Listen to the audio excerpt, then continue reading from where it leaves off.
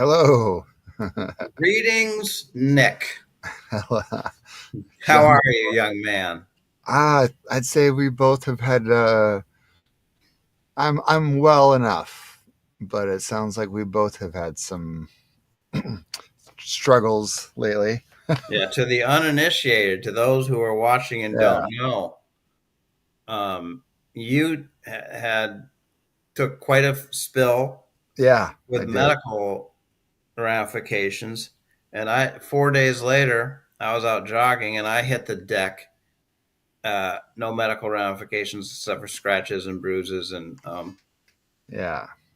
perhaps my mind was further jarred, further away from sanity. I don't know. Yeah, there might be some there's definitely a lot of bruised ego some coming back down to earth. My invincibility is shattered. All the things. You were out with your friends, Yeah. your picnic. I mean, your camping outing, your annual camping outing. Yeah. Yeah. Was it a good time until then? It was. It was fantastic. We were gone. We were there Thursday through. Well, we planned to be there Thursday through Monday, but Sunday night I decided to take a spill while preparing meals and dinner for everybody, and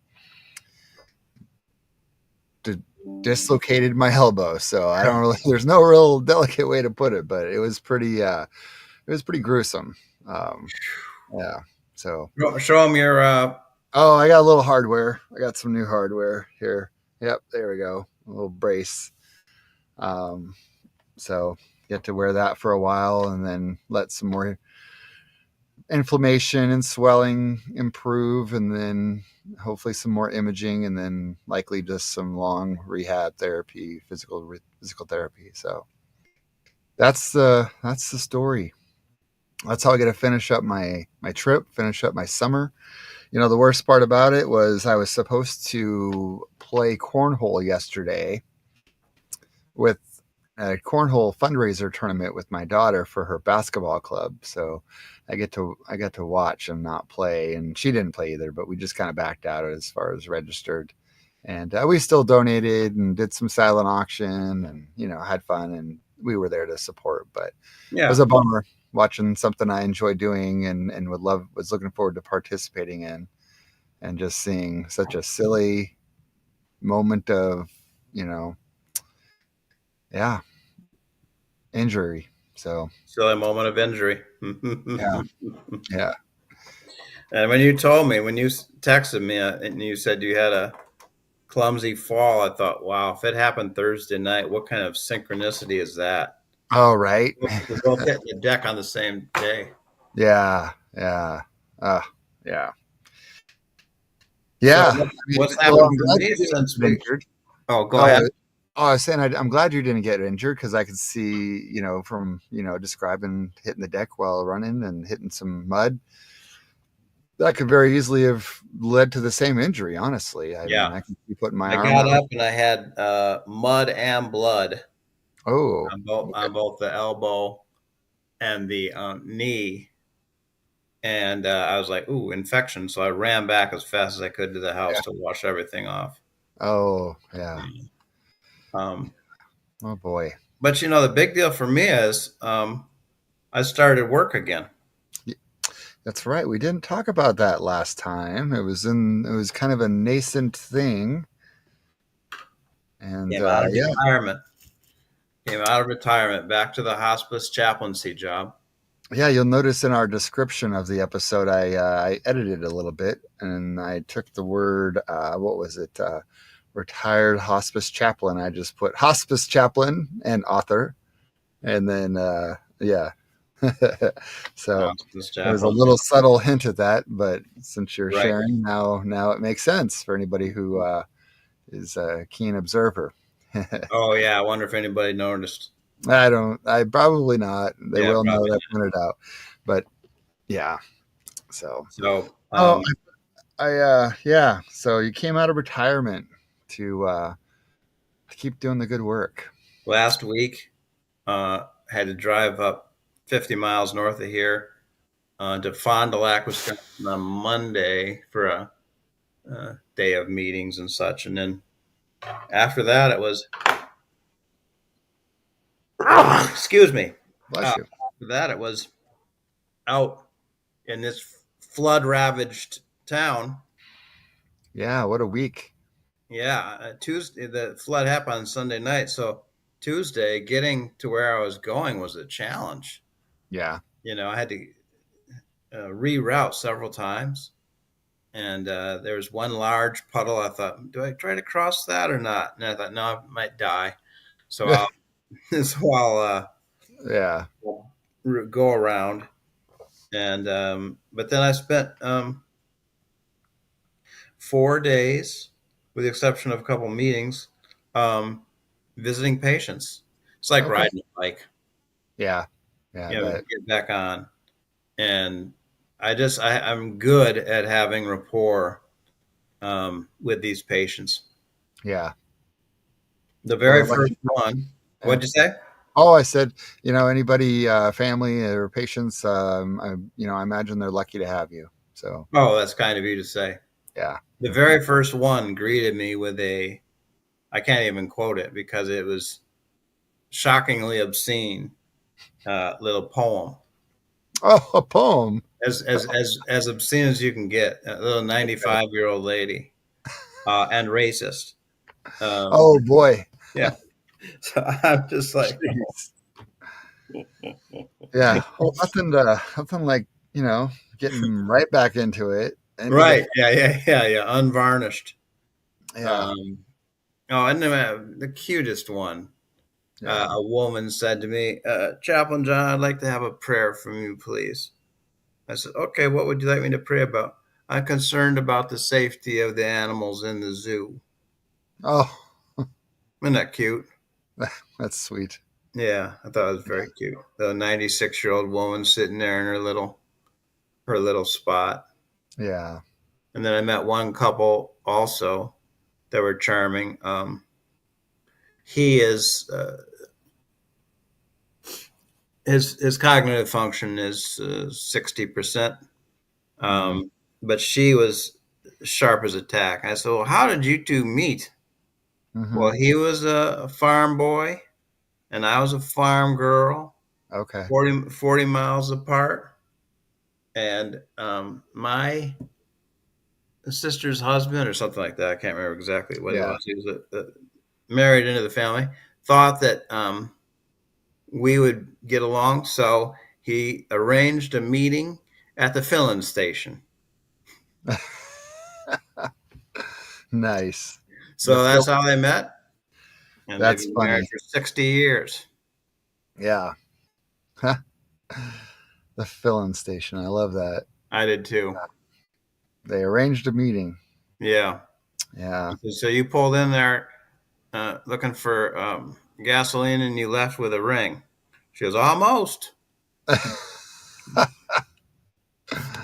That's funny. So back to it. And I just do, it's good. I just Yeah. told myself, I'm not entirely thrilled about coming out of retirement. It was very nice to sleep in. Yeah. But I And take also told naps. myself, huh? And take naps. Oh, that's Yeah. huge. But I told myself, I am going to say thank you every morning Uh, when I get up, that I have a job, that I have my health, can get in the car and drive, that I have my wits about me, mm-hmm. that I can that I have a talent in this area, Right. and I have livelihood Yeah. and have No, an that's opportunity. I have an opportunity. Okay, I have an opportunity to express compassion yeah. to people. No, that's huge. That's good. Yeah, that Yeah. was my week. Yeah, that is I mean, I mean, you gotta if it's gotta do something and if you're gonna do things, you gotta do things that are rewarding, right? Yeah, Yeah. Yeah. if you can. Yeah. Yeah. Not everybody gets that luxury, but yeah. Right. It is a blessing for sure. So here we are on episode 36, August 18th. We're getting ready to turn the corner, aren't we? Yeah. Good gosh. Fall on the football starts in 2 weeks. Yep. College football. Yeah. I'm looking forward to it. Um, oh gosh, I feel like the NFL starts sooner too. I mean, it does, but yeah, sooner than it used to. Yeah. Oh, last night I was meditating. I started to meditate and I realized it was already dark out. And I'm like, oh, that's like 45 minutes earlier than it used to be. I know. Well, It's and summer. I think I heard somewhere that daylight savings falls earlier too, and I'm like, gosh, when can we get rid of that? Um, Right. it's hard enough having the day short, and you're gonna just take the band-aid and rip it off. Yeah, Yeah. So, yeah, and meanwhile, our Holly crisis yes. Oh my God, continues apace, doesn't it? sure does. Yeah. Did you have any observations on our uh, fearless leader, Hmm. our You orange know, turd? I mean, being away and then having my own stuff going on for a little bit, but just sadly more of the same disturbing shit. Like, uh, just the fascism continues. I try and I really try because I feel like I'm getting inundated with targeted social media content, or even I open up my browser window or something before you even search and it has some suggested things. Like, I just feel like the targeting. So I try to even keep an open mind and be like, is this real? Is it like, is everything I'm reading like, it really draws into the question, like my own sanity of like, what am I reading this right? Am I missing a piece of reality here? Because this can't be actually happening, and it is. Like, yeah, Isn't it? it's Yeah. it's mind blowing. Um, I'm really, we knew there was going to be destabilizing of elections, that it is coming so blatant, so, you know, like, yeah, there's no sleight of hand. It's just like, yeah, we're gonna do this, and we're gonna abuse power, and we're gonna like and deal with it. What are you gonna do about it? It's just, yeah. Yeah. The meeting today between Zelensky and Trump in the White House. Mm. Uh, Trump was saying something about, I mean, Zelensky was saying something about, I don't know if it's Russia or Ukraine that can't have, is going to postpone an election because of the war. Oh, it's Ukraine. Yeah. It's Ukraine. Okay. Hmm. Yeah. And Trump was like, oh, you can do that? Well, Oh, no, I thought, and that's the thing. I thought they already did that. Ukraine has already done that. or maybe Um, he said that we had to do it or something. yeah, yeah. And it's almost as though, yeah, it's kind of like, we've known that. Oh, wait, now you're going to latch onto that idea as though it was some new concept, and you haven't already been thinking about a way to, postpone elections due to declarations of, executive orders and declarations of war. Like, yeah, yeah. Um, it's alarming. It's really concerning. I think a lot of the district, Texas district rezoning, California saying keep your hands off of our districts. Like, sorry, that's not the people get to decide what, you know who their elected officials are. Yeah. It's a And of course, historic. now, I mean, I'm a all mail in ballot state, so I don't know. It's a historic time and not in a good way. Yeah, yeah. So, yeah. I can only imagine. Get rid of these voting machines, get rid of mail-in ballots, and all of a sudden we're going to have the most trustworthy thing to replace all of it in an instant, right? Like that's lunacy. That's It's absurd. lunacy. Yeah, It's lunacy. yeah. The So for my Brambled path officially denounces Donald Trump. yes, yes, Yeah. So I've got something going for us for this week. yeah. What's new? What have we got? Yeah, yeah. It's continuing in the mode. I put on my reading glasses. It's continuing in the mode that we've been in the last two sessions, and that we will be in next session as well. It's a 4 session little thing here Okay. of meditations derived from Emergence magazine. Ah, And for those people who don't know, Emergence magazine, they just announced that they're coming out with a new episode or a new. Every year they come out with a book of all their articles from the year, and it's a theme usually. okay. The new theme will be seasons, but their magazine is really a rich resource. I just feel very, very lucky and grateful that I know about it. Yeah. They're dedicated to um, ecology, spirituality, and culture. And they say that the emergence of these three forces can create uh, something new in our culture. Right. And it's sort of like a serious countercultural attempt, an attempt to really cultivate Mm-hmm. a commonwealth of the heart. I'm just gonna share for our viewers or anybody after the fact here. Putting in the link to Emergence Magazine for anybody who wants to check them out. They got a nice website. They have a nice website and they have great stuff. Yeah. Um, but it's how do we counter this grinding techno feudalism, Mm, yeah. mind fucking, Yeah. Mm-hmm. control, um, Right. propaganda. We're Yeah. so immersed in propaganda that it's like it's all there is. It's like we're underwater in it.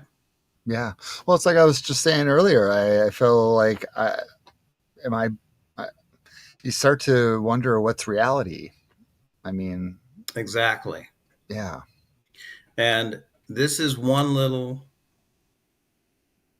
strand, like a life preserver thrown to us Yeah. by these wonderful people. There are others. I Mm-hmm. used to read a magazine called Dark Mountain.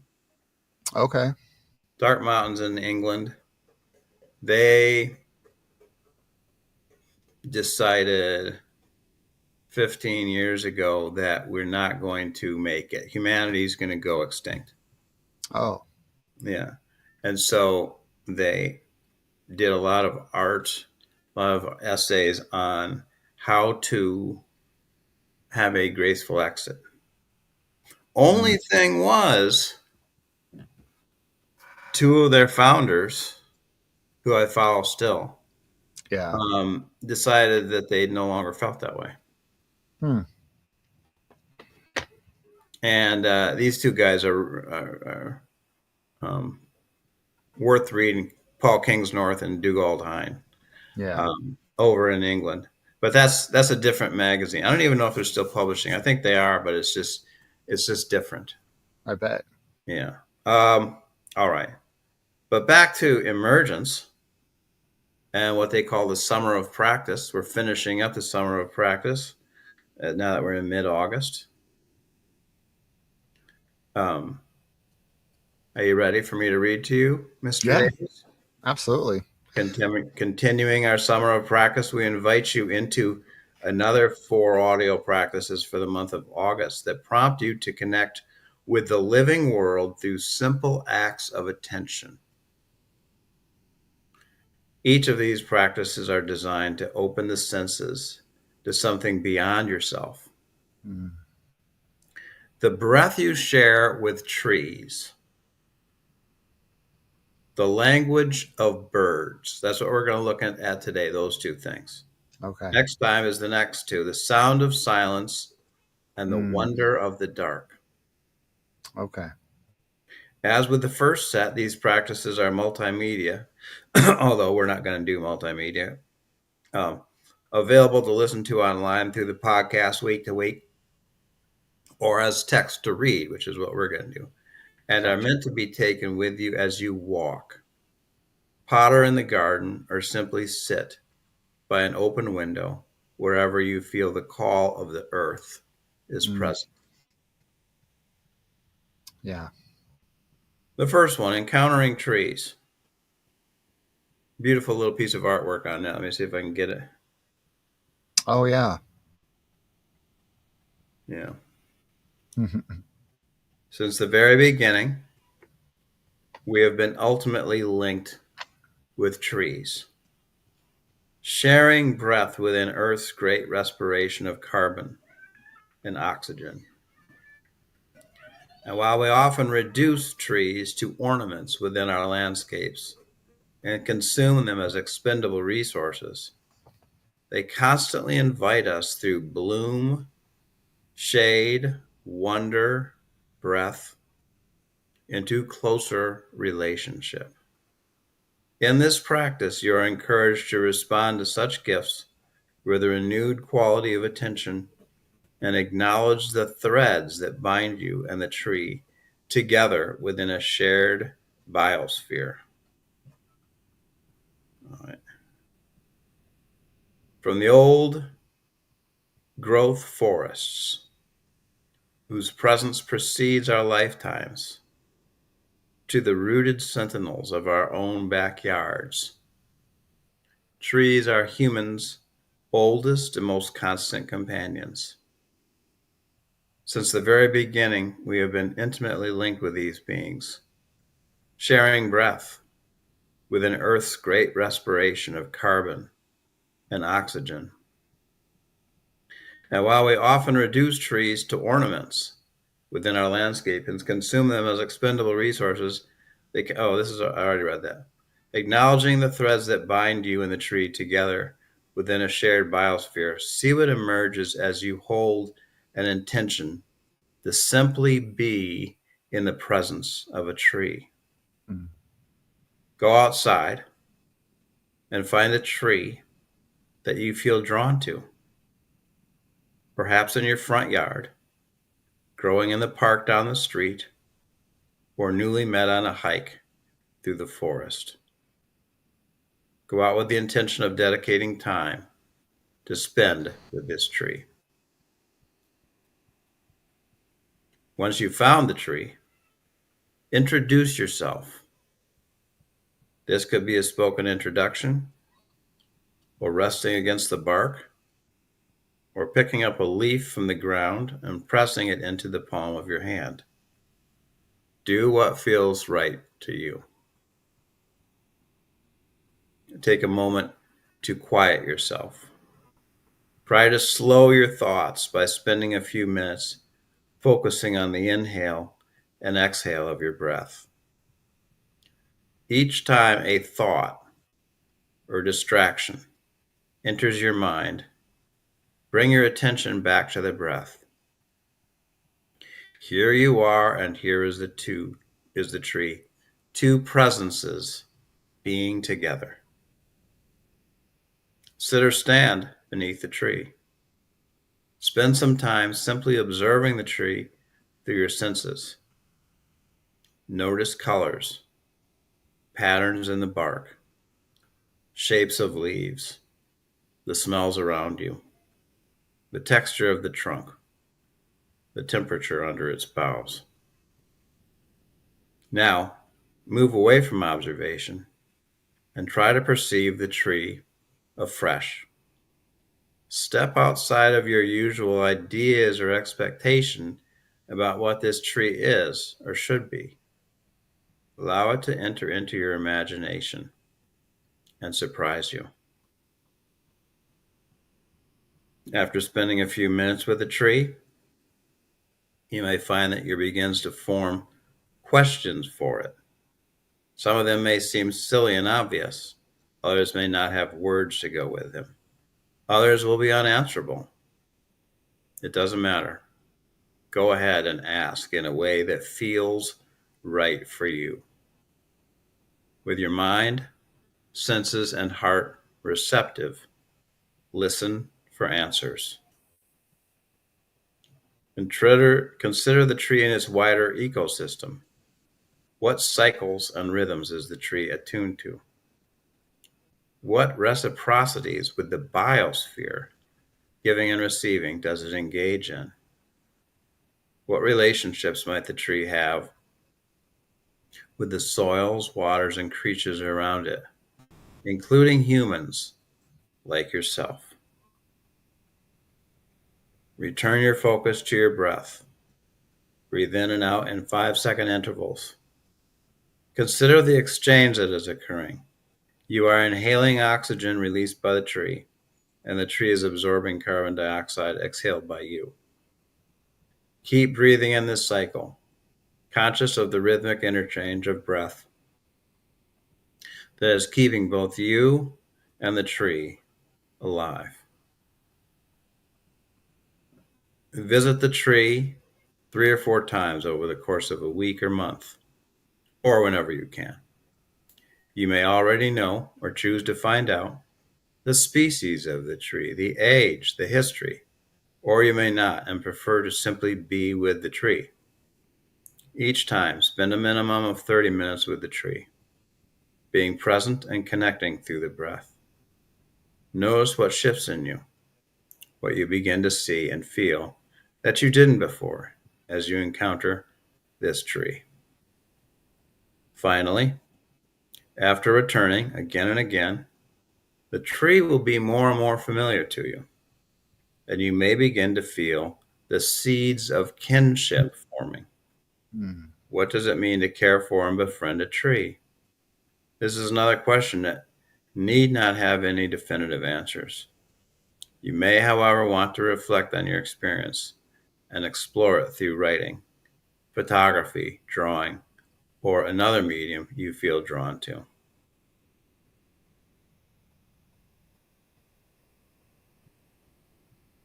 That's encountering trees.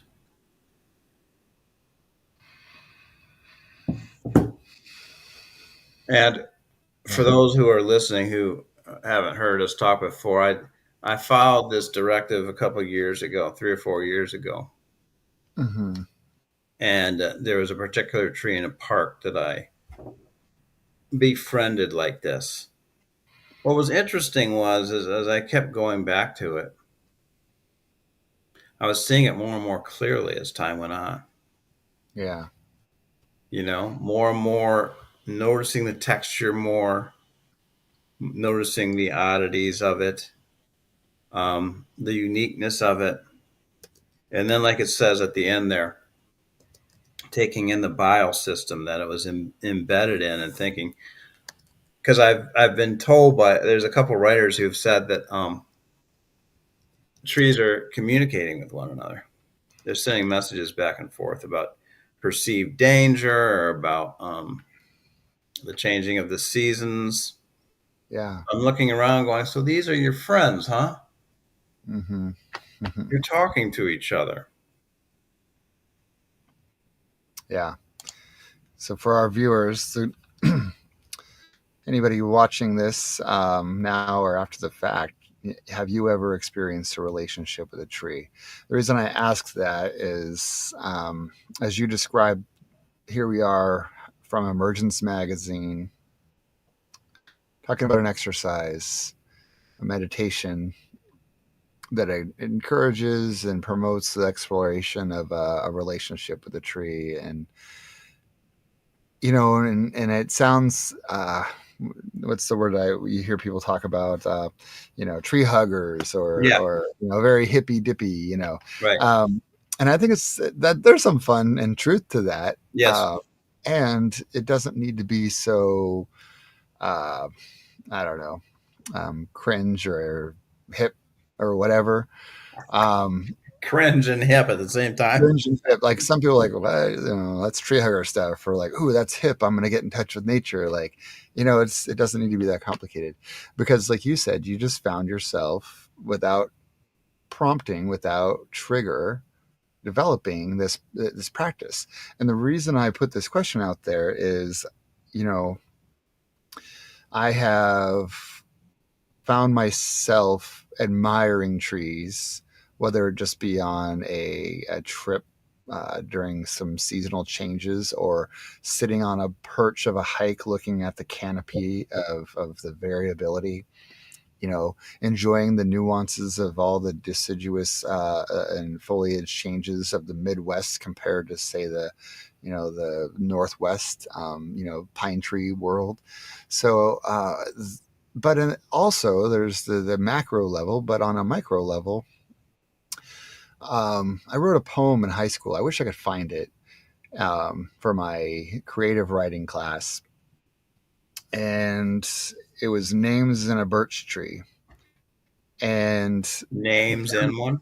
names in a birch tree, like carving your name on a tree or whatever. But um, the point is that in my what do they call that, golden age, when we're childhood, um, I grew up in Montana. My best friend lived in the trailer park next door. We used to go down to the creek and fart around, sometimes fish, sometimes float, sometimes just beat sticks against trees, whatever. But whatever boys do. But we also sometimes would just enjoy, like, the uniqueness or the neatness of the texture of a tree. And I remember one time we're, like, oh yeah, I'm going to carve my name in this tree. This would be my tree. And there is something like as destructive as 10, 9, 11-year-old, 12-year-old boys can be. We were also very much bonded with these trees, and there was a relationship with it. We wouldn't destroy, but we would, oh, well, here's a branch that would blew off in a windstorm, and we're going to repurpose it and whittle it down and carve, and so carve our names in a birch tree. So anyway, over my periods of my life, I have found relationship with a tree, or trees plural. Lately, my relationship is with my own trees in my yard. But there's also a tree that's across the street from my house. And it's funny because it's kind of the gathering place for the neighborhood kids and my younger daughter and her friends. It's like, oh, we're going to be at the tree. We're going to be at the tree. And it's a maple. It's a big maple tree. And we live on Maple Lane. Um, and it's both, like, you could just say it's a fixture, an ornament, like you were talking about, but it's also, it's it's a symbol. It's a relationship, not just with individuals, but a community. Yeah. So anyway, that's my question for our viewers. I hope they will engage, share in a chat, give me a story, or tell us a story. But We yeah, have one viewer right now. However, we usually get about 80 in the 2 week stretch. yeah, the So, follow up, the replay for sure. And yep. we didn't address this at the beginning, but because of the change in returning out of retirement, we are meeting a little bit later, everybody. So That's check right. us out at our new time. We'll try this out for some weekday evenings, and mix in some weekends when we're not too busy here and there. But Right. we'll be a little more flexible instead of the Monday afternoons, or Monday noon to 2ish. So, Yeah. but yeah. Right. Anyway, I really that's so that exercise, that meditation, it sparked something in me. So I appreciate that. That's beautiful. It Yeah. sparked something in me too. That tree down there in the previous house, it's Mhm. really in my heart. Yeah. And then I'm looking for a tree now in this neighborhood, and the comical situation is I saw one that was so beautiful, and I thought, but in order to really commune with it, I'd have to trespass on somebody's yard. Yeah. So can't do So, that. I'll have to so admire yeah. them from afar. So I was thinking, okay, here's another exploration with the imagery. You talked about the way the tree interacts with the environment and the ecosystem with you, the other Yeah. creatures, that. And I remember going on a camping trip on the Olympic Peninsula here in Washington. There's a rainforest actually, and there's this tree near our main camp area, and it had fallen, so you had to climb over it to get to the edge of the river, which was a beautiful river.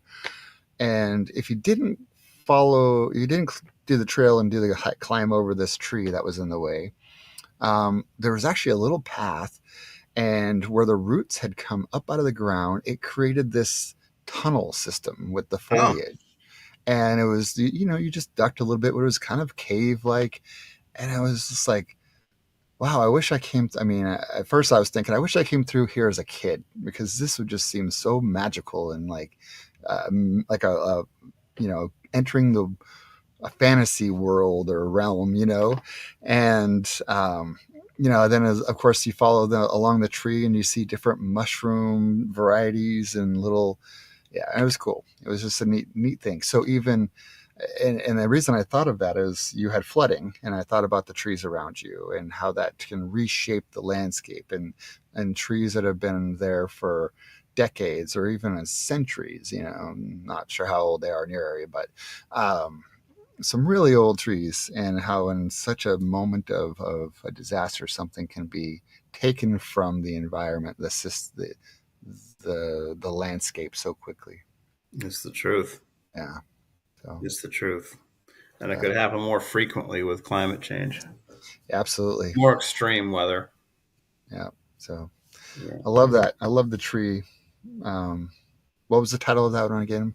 Yeah, I think it's called Encountering Trees. Encountering trees. Yes. I love that one. Yeah. And I love this one more Oh, that I'm about to read to you. wow. That's setting setting the stage pretty high there. Yeah. Absolutely. All right. All right. Listening to the language of birds. Mm. All right. David Haskell writes um, when bird language entered my life, I felt that a new sense had been grafted into me. Bird voices opened a fresh dimension of sensory experience. This expansion drew me into stories of my home in unexpected ways, revealing ecological rhythms and connections, stimulating my curiosity and suffusing me with a sense of belonging. The practice of listening to other species is the original augmented reality. Mm. Oh, that's what hooked me, that sentence right there. Mm. The practice of listening to other species is the original augmented reality. In opening our minds to the language of species, we experience connection and meaning that far transcend anything offered by electronic simulacra. I don't really know that word, but why so deep? Because attending to the tongues of other species is our inheritance, bequeathed by a lineage of ancestors extending back hundreds of millions of years. Every one of these grandmothers and grandfathers lived in attentive relationship with the sounds of other species, the diverse conversation of the living earth. Our ancestors were ecological polylinguists. You see what I mean? How great this is? Yeah. To listen was to learn about food, danger, opportunity, and the subtle nuances of ecological time and space, the mastery of which allows all creatures to thrive. To listen was to live and to find meaning. Disconnection and inattention invited death. And thus, natural selection placed the capacity to hear and understand beyond human languages at the core of our human nature. So, when we walk outside today and open our ears to the sound of a sparrow, we reclaim what is ours by birth. We connect to meanings that emerge from the deep time of our membership in life's community. Today, in a world beset by ecological crises, our survival depends on our attentiveness to the speech of other species. Without their voices to guide us, we act in ignorance. This is an improvident path for so powerful a species. Hearing bird language, then, is a pleasure that can guide us to right action. Invitation, sonic diversity.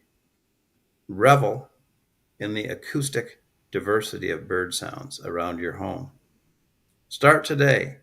Make an inventory of the textures, cadences, pitches, and rhythms that you hear in the voices of birds. Let go of the need to identify species. Use your ears in the way a wine taster uses her nose and mouth. Open your senses to the sounds. Linger in them, compare them, and enjoy their many layers. Invitation 2. Rhythms and changes. Bird sounds reveal the many pulses of the world, minute by minute, weekly, annually, decennially. Compare the sonic textures of morning and evening. How do they differ, and what remains the same? Which sounds seem especially sensitive to the passing hours? How does the speech of birds today differ from their sounds a week ago? What does this change tell us about the seasons? When rain moistens a sunny day, how do birds give voice to the change? In decades to come, what sounds will we remember from the present day chorus of dawn birdsong? Open your curiosity to these many rhythms, first by listening, then by asking questions. The air thrums with stories. Invitation 3. Physicality. Bird sounds are tuned. Look at this beautiful art.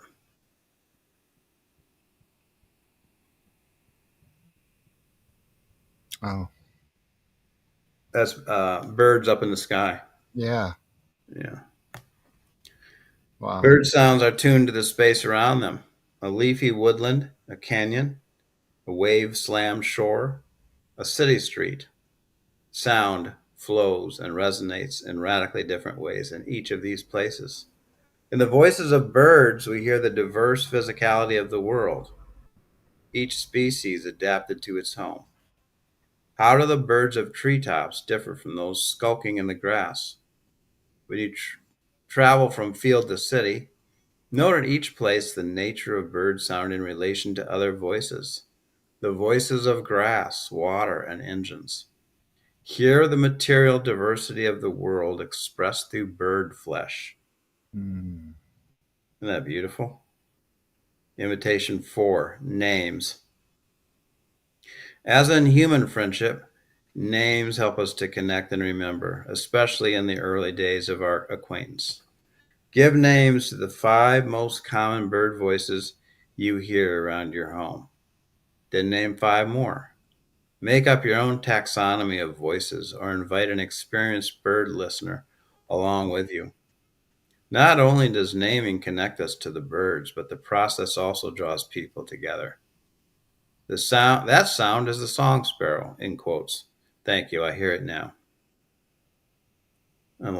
Invitation 5, and last but not least, sharing. Tell others what you hear. An unusual robin call in a parking lot, the sparrow whistle from underbrush, a new sound, a silence where a song had been, a departure, a death. The geese's laughing conviviality. Speculate about rhythms and seasons. By sharing your observations, you'll stitch strands of bird language into the weave of human conversation. Through your stories, bird minds and human minds unite. Wow. By sharing your observations, you'll stitch strands of bird language into the weave of human conversation. Through your stories, bird minds and human minds unite. See, Yeah. to me, this is radical. Bird minds and human minds unite. Yes. Yeah.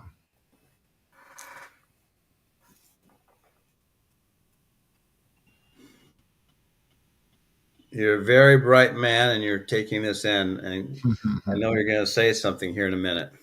Oh, well, I I think my first thought was just I've always found listening to the birds beautiful, but I think there's a beauty of it. There's a comfort of it.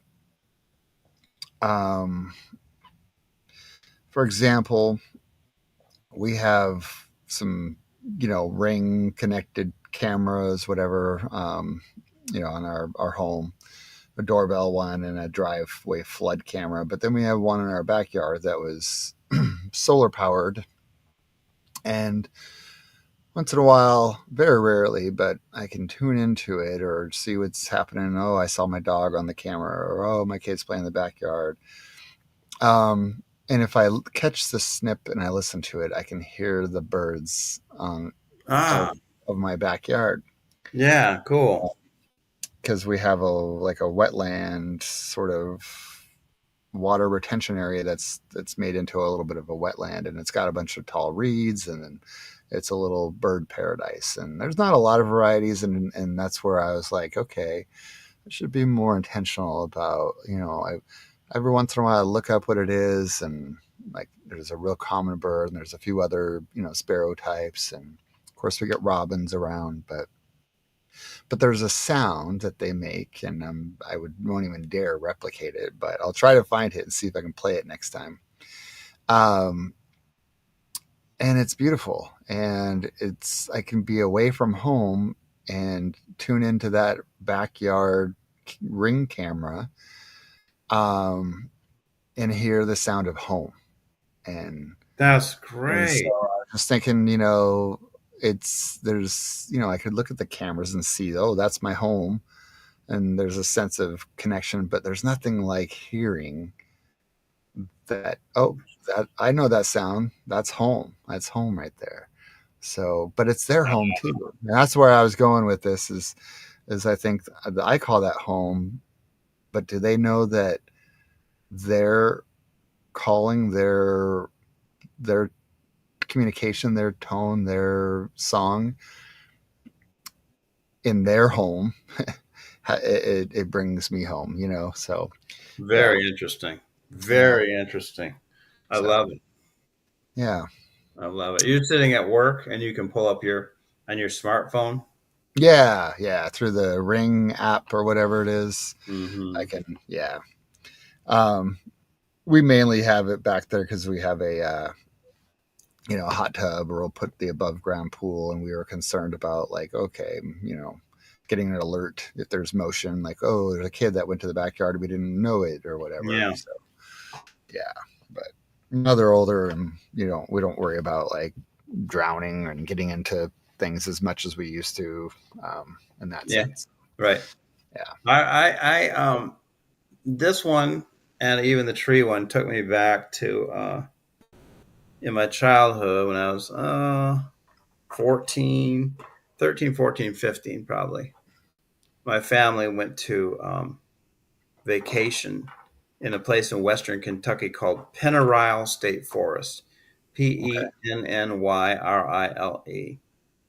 And we had a log cabin. Mm-hmm. And it was a family reunion. So my stepmother's um, family were all there. And a lot of fun. The adults would get drunk, pretty often. It was fried chicken. I'll never forget how good it was. Yeah. Um, and golfing during the day for them. Mm-hmm. And I did a lot of time swimming. And also, there's a lodge that you could go to. And There were games like pool table and a ping pong table. I spent a lot of time at those. I had a Yeah. lot of fun. But I joined a junior naturalist club at Mm. the state park, so I could go on a tour with a senior naturalist, and he would teach us all these things. Yeah. It was one of the passions of my life. I loved it so much. Um, I remember him showing us how to um, identify trees by their Hmm. bark and by their leaves. Yeah. Shagbark hickory had a shaggy bark, and um, so then also um, bird song. He would teach us now at 4:45. You're going to hear a.m. You're going to hear this type of bird, and it sounds like this. And he had a tape, and then at 5:11, Hmm. this week, you're going to hear this other bird joining in with him. At 5:15, a third one. And he taught us all these bird songs. And remember thinking to myself, this is the life that I want to live. I want to be I had never thought that way growing up. This is how I want to be or anything like that. But it was so clear to me that this was the way to live, to be a person who knew the bird song as Yeah. it started during the day. And I haven't wound up being that sort of person to probably to my life. We left the week, and I did it 3 years in a row, and I went to Yeah. the junior naturalist classes each time. But Yeah. we came back to the suburbs and went and did our own Americanized suburban life. Um, Right. uh, but it really did speak to me, Yeah. and I felt like um, this is a calling to a I'm pausing because I'm trying to think of the exact words.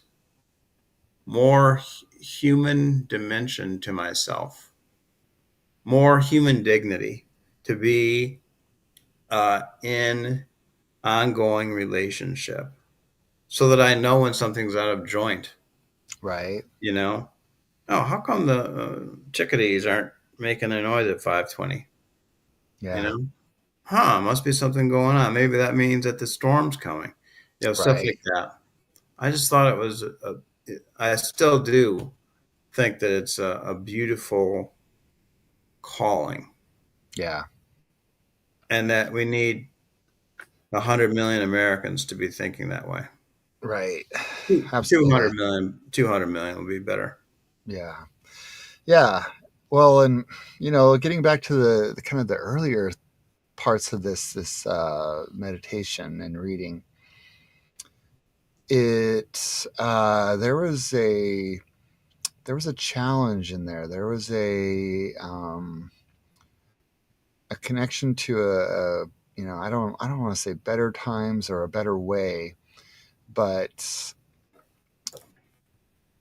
a place where we thrive and we embrace and are attuned to the sounds of our natural surroundings and our environment, and what are the other creatures communicating, how are they communicating, what are they saying, and what is the sound and what does it mean. And to that point, people, we aren't as in tune with it and reading it. We don't listen to it or track it for a survival need. Now it's kind of it comes out in these times of connecting, and we're constantly drawn to go back to our roots of like, man, why do I feel better when I reconnect with the environment, with the animals, and in these ways. And I mean, we can't shake our biology and our we evolved, but we still have roots, literal and figurative, and ties to Beautiful. our animal community. So yeah, Love it. Love yeah, it. We can't shake our roots. yeah. But yeah, I mean, because they always call for us, and I think more than ever, we glamorize or feel drawn to whatever it is through art, experiences, etc.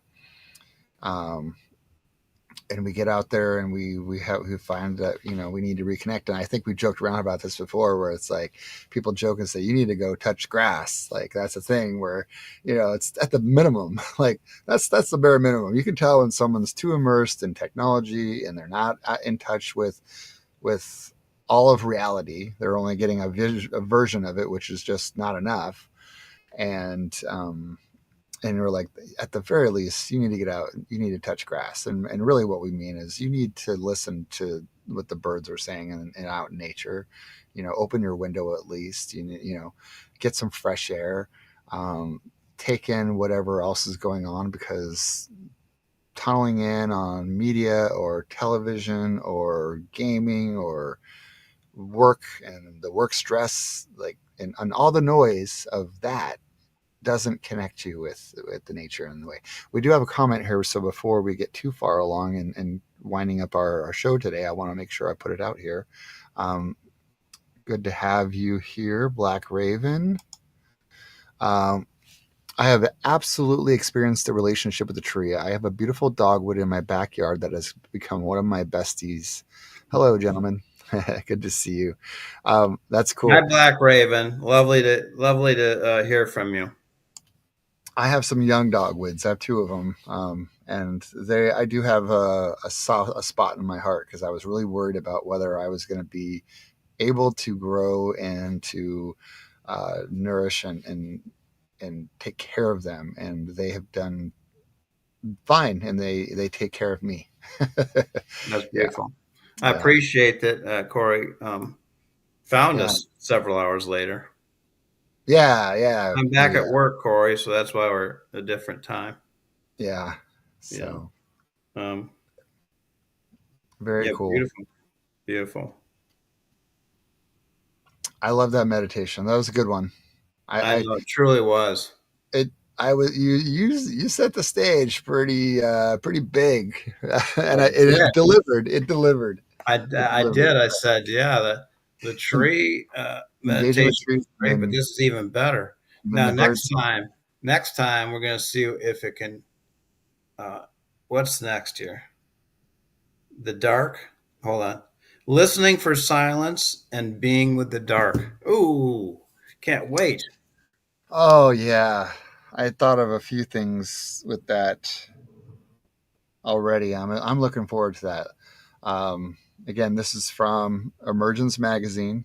They can catch them on their website, and they have some digital engagement, some listening experiences, some podcasts. We're just going over some of the readings of them. But yeah, definitely check out Emergence Magazine on the web. I think I put the link up earlier in our chat too. They have documentary films. Yep. So So, yes. okay. Um, So that's in 2 weeks. Oh, here we go. Beautiful, Nick. I did just stumble in. What a treat to see you both. Good to hear from you, young lady. Blessings to you. Oh, yes. Thank you. We All appreciate right. it. Yeah, and so I'm trying to think of what to say here in summary. Okay. In summary, we are trying to counter the overwhelming propaganda. Oh, I remember what I was going to say, but I'll leave that for some other time. Um, Overwhelming propaganda and mind warping that can Mhm. happen in our culture. The bombardment of ads and narratives that steer us away from the genuine. and towards the artificial and the synthetic. Yeah. And so we're doing meditations. And today we talked about attuning and encountering a tree. Hmm. And then we also talked about bird song, bird language, and attuning and communing with that. And just letting it speak to us. Go in without an agenda, and let it speak to us and shape us. Yeah. So next we'll be talking about dark and silence. Yay! Yes. That sounds dark and ominous, but Right. Oh, actually, I'll tell you. I'm looking forward I'll to it. tell you in the last Beautiful. minute here Sounds really beautiful. what I saw. I saw an ad on Facebook. It Oh, said okay. it said artificial intelligence is passe. It's no longer cutting edge. The new cutting edge is synthetic intelligence, Sure. and it was saying how it was better. It's AI can only do this, but SI can do that. And it had a logo or a symbol of what SI was, and it had a little baby with his, or a little child, a little boy with his back to us, and he had a pistol in both hands, and he was like going off into the wild blue yonder, and he had an American flag tied around him so that it was flapping out behind him, Like a and cape. there was some rock and roll playing, and it said, "Don't be a loser who follows artificial intelligence.